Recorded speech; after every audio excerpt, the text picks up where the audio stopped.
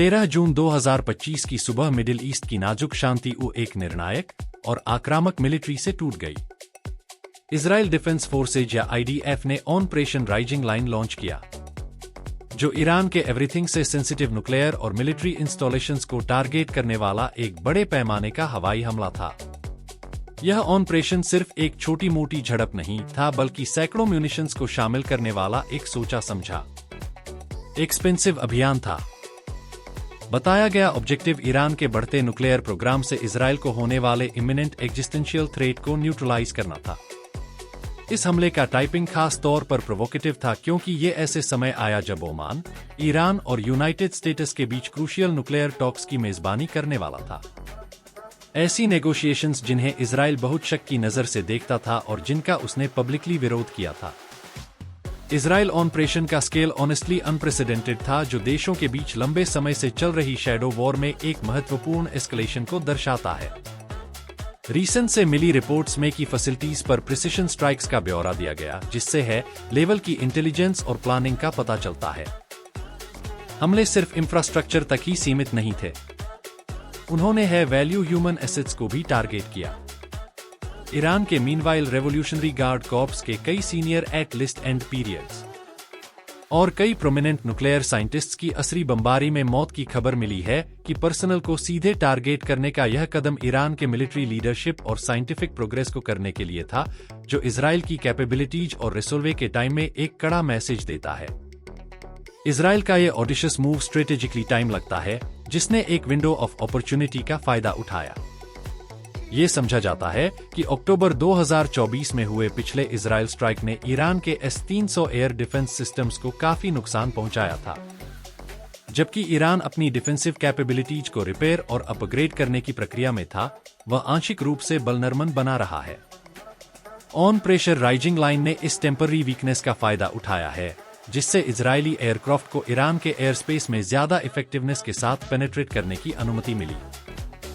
साथ ही इजराइल ने ईरान में वेटन्स प्रोडक्शन साइट्स के पास रहने वाले सिविलियंस को चेतावनी जारी की, तुम्हें इवैक्यूट करने के लिए कहा, एक ऐसा कदम जिसमें मिलिट्री आर्मस्लॉट ने एक साइकोलॉजिकल डायमेंशन जोड़ दिया।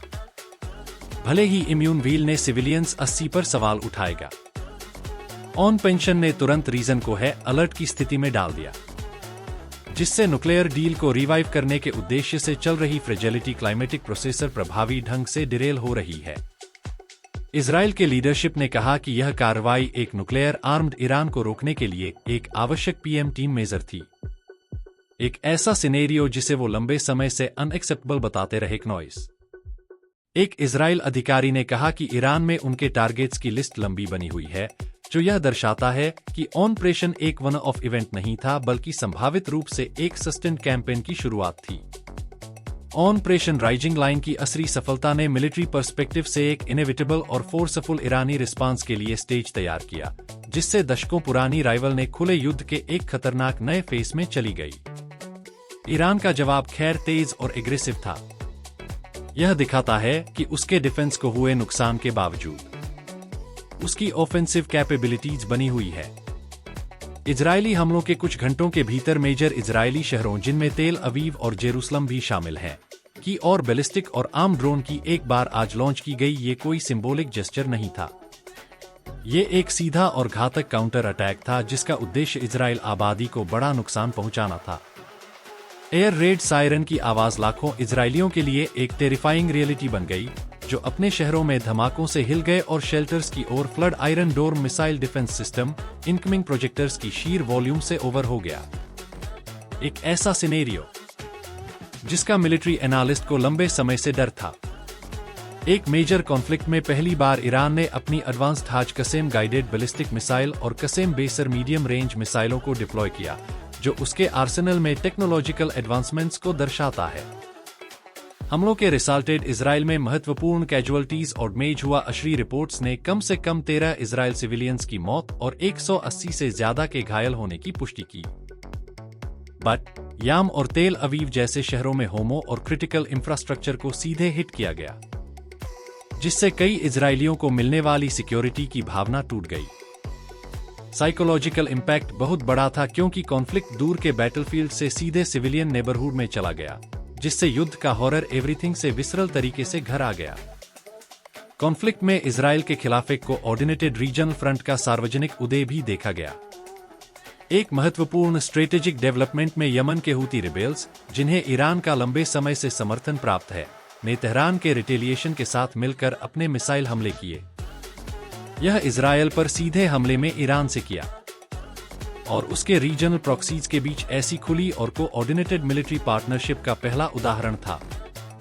मीनवाइल के अलावा इराक में कतेब हज़बोला ने एक कड़ी चेतावनी जारी की, जिसमें कहा गया कि अगर यूनाइटेड स्टेट्स इजराइल की ओर से इंटरवीन करता है तो वह रीजियन में अमेरिकी हितों को टारगेट करेगा। कॉन्फ्लिक्ट के इस विस्तार ने अलायंस के जटिल जाल और बहुत बड़े रीजनल कॉन्फ्लिग्रेशन की संभावना को रेखांकित किया। ह्यूमन कॉस्ट तुरंत की कैजुअलिटीज से कहीं ज्यादा था। ईरान में इजराइल बॉम्बिंग कैंपेन ने न केवल मिलिट्री साइट्स को टारगेट किया बल्कि तेल और गैस फैक्ट्रीज और डेपोज को भी टारगेट किया, जिससे एसेंशियल रिसोर्सेज में बाधाई और वाइड स्प्रेड फियर पैदा हुआ। इजराइल में सरकार ने पब्लिक स्पेसेस को बड़े पैमाने के शेल्टर्स में टरने की प्रिपेयर्डी शुरू कर दी। यह एक संकेत था कि वे एक लंबे और डिवोस्टेटिंग कॉन्फ्लिक्ट के लिए तैयार हो रहे थे। एक और मोर्चे पर इजराइल ने वेस्ट बैंक पर पूरी तरह से लॉकडाउन लगा दिया, जिससे टेंशन्स बढ़ गया और लाखों फिलिस्तीनियों की आवाजाही पर बंधित हो गई। कॉन्फ्लिक्ट एक मल्टी फ्रंट क्राइसिस पैदा कर रहा था, जिसमें सभी तरफ के सिविलियंस एस्केलेट वायलेंस और जो आने वाला था उसकी ग्रिम एंटीसिपेशन का खामियाजा भुगत रहे थे। इजराइल और ईरान के बीच खुले युद्ध के सडन इरप्शन ने इंटरनेशनल कम्युनिटी और ग्लोबल फाइनेंशियल मार्केट्स में तुरंत शॉकवेव्स भेज दिए, जो ईरान न्यूक्लियर टॉक्स में एक ब्रेक थ्रू की ओर बढ़ रही थी, अचानक रुक गई। ओमान में कैजुअल नेगोशिएशंस तुरंत कैंसल कर दी गई, जिससे न्यूक्लियर रिकॉर्ड का भविष्य बिखर गया। इंटरनेशनल एटॉमिक एनर्जी एजेंसी या IEA ने हमले से ठीक एक दिन पहले ईरान के सहयोग की एटलीस्ट ही के लिए उसे सेंसर करने वाला एक स्ट्रिंजेंट रेजोल्यूशन पास किया था जवाब में। और अब इजरायली हमले से प्रेरित होकर ईरान ने घोषणा की कि वह एक तीसरी यूरेनियम एनरिचमेंट साइट का निर्माण करेगा और अधिक एडवांस्ड सेंट्रीफ्यूजेस स्थापित करेगा, जिससे उसका न्यूक्लियर प्रोग्राम पहले से कहीं अधिक आगे बढ़ेगा। वर्ल्ड नेताओं ने आलम और रिस्ट्रेंट की अपीलों के मिश्रण के साथ प्रक्रिया दी। हालांकि उनका इम्पैक्ट ऑनेस्टली सीधे मिलिट्री एक्शन के सामने काफी लिमिटेड लग रहा था। फ्रांसीसी राष्ट्रपति इमानुएल मैक्रोन ने एक कॉशज होप व्यक्त की कि स्थिति आने वाले घंटों में डीएस्केलेट हो जाएगी, एक ऐसी भावना जो जमीन पर मौजूद वास्तविकता से इंक्रीजिंगली डिटैच्ड लग रही थी। यूनाइटेड स्टेट्स में राष्ट्रपति ट्रंप, जो अब ऑफिस में वापस आ गए हैं, ने एक शांति समझौते की पेशकश की, लेकिन ईरान को किसी भी अमेरिकी एसेट्स को टारगेट न करने की कड़ी चेतावनी भी जारी की। इस बीच अमेरिका ने इराक और मिडिल ईस्ट के अन्य हिस्सों से गैर आवश्यक डिप्लोमेटिक स्टाफ और मिलिट्री परिवारों को इवैक्यूट करने का आदेश दिया। यह इस बात का एक स्पष्ट संकेत था कि कॉन्फ्लिक्ट कंट्रोल से बाहर हो सकता है और उसके अपने बलों को कर सकता है। इकोनॉमिक कॉन्सिक्वेंसेस लगभग तुरंत महसूस किए गए। कॉन्फ्लिक्ट की खबर के बाद ग्लोबल ऑयल प्राइसेस में 7% तक की वृद्धि हुई, क्योंकि ट्रेडर्स दुनिया के एवरीथिंग से क्रिटिकल एनर्जी प्रोड्यूसिंग रीजियन से सप्लाई में संभावित डिसरप्शन के लिए तैयार थे। एनालिस्ट्स ने कड़ी चेतावनी जारी की कि यदि ईरान हार्मस के जलमरू मध्य को बंद करने की अपने लंबे समय से चली आ रही धमकी को पूरा करता है, जो ग्लोबल ऑयल शिपमेंट्स के लिए एक महत्वपूर्ण चोक पॉइंट है, तो कीमतें $100 प्रति बैरल से ऊपर जा सकती हैं।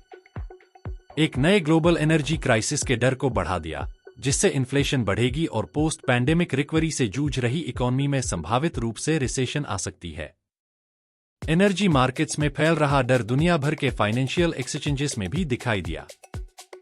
खाड़ी देशों के स्टॉक बाजारों में भारी गिरावट देखी गई, क्योंकि निवेशकों ने एसेट्स को बेचने के लिए दौड़ लगाई। एस्केलेटिंग अनसर्टेनिटी के बीच सफर हेवंस की तलाश की कॉन्फ्लिक्ट ने जियोपॉलिटिकल रिस्क का एक परफेक्ट स्टॉर्म बनाया, जिससे न केवल रीजनल स्टेबिलिटी बल्कि फैजल ग्लोबल इकोनॉमिक ऑर्डर भी खतरे में पड़ गया। वर्ल्ड अर्थव्यवस्था की इंटरकनेक्टेडनेस का मतलब था कि दो रीजनल पावर्स के बीच का युद्ध डिस्टेंट गमी इम्पैक्ट डाल सकता है। गैसोलीन के प्राइस से लेकर हजारों मील दूर के लोगों की रिटायरमेंट सेविंग्स के मूल्य तक सब कुछ प्रभावित कर सकता है। असहरी हमलों और रिस्पॉन्सिव हमलों से धूल हटने के बाद यह चिलिंगली क्लियर हो गया कि यह कॉन्फ्लिक्ट शैडो वॉर से मौलिक रूप से अलग था। Direct state on state military strike ने पिछली नॉर्म्स और रेड लाइंस को तोड़ दिया है, जिससे दोनों राष्ट्रों को एक ऐसे ट्रेजेक्टरी पर धकेल दिया गया है जिसका कोई स्पष्ट नहीं है। इजराइल की गेट्स ऑफ हेल खोलने की धमकी और ईरान की चेतावनी कि अगर हमले जारी रहे तो सभी दरवाजे खुल जाएंगे केवल रेटोरिक नहीं है, वे दो डीपली एंट्रेंचेड दुश्मनों की इरादे की अनाउंस्ड है जो अब खुले युद्ध को एक वाइबल पाथ के रूप में देखते हैं।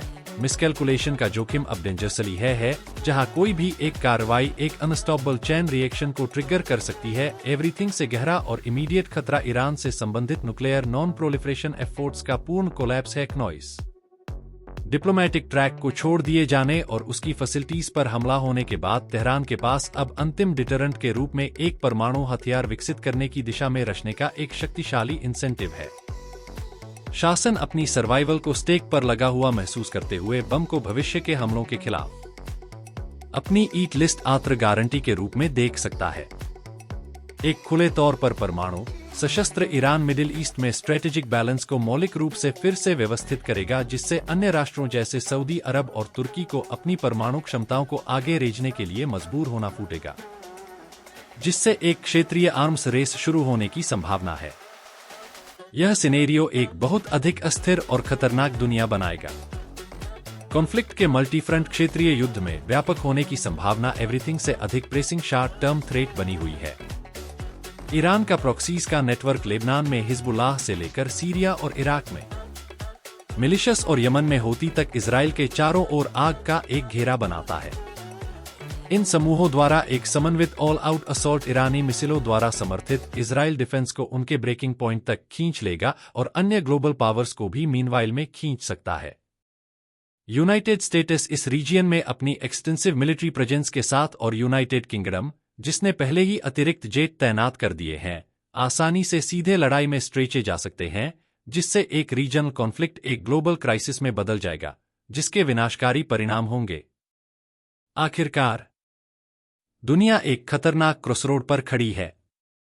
डीएस्केलेशन का मार्ग शंकरा और डिसरुप्टियोनों से अकोसा हुआ लगता है, जिसके लिए इमेंस इंटरनेशनल प्रेशर और दोनों पक्षों की ओर से ब्रिंक से पीछे हटने की इच्छा शक्ति की नेसेसरीता होती है।